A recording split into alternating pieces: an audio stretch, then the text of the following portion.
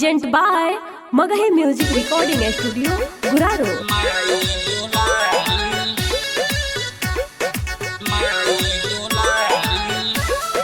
प्रेम से बोलो शेरा वाली मैया की।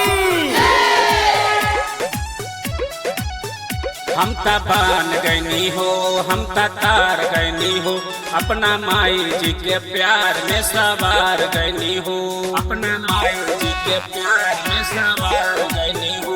हम ता बान गैनी हो, हम ता तार गैनी हो, अपना माई जी के प्यार में सवार गैनी हो। एक खुशी नवरातन में सखी माई दुलारी आ गईनी हो, सखी माई दुलारी आ गईनी हो, सखी माई दुलारी माई दुलारी। प्रेम से बोलो शेरा वाली मैया की।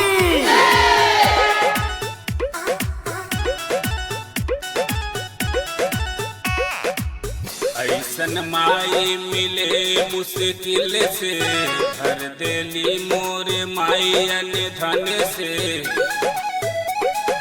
माई अन धन से।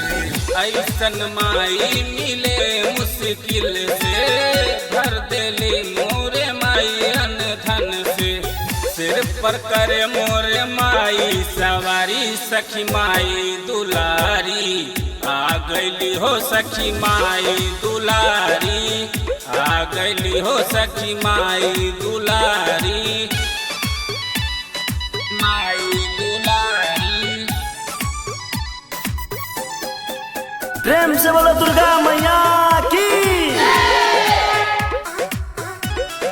Mix by Ajit Yaduvanshi. शेरा वाली त प्यार बरसावे, नवरातन में घर घर आवे, घर घर आवे। शेरा वाली त प्यार बरसावे, नवरातन में घर घर आवे।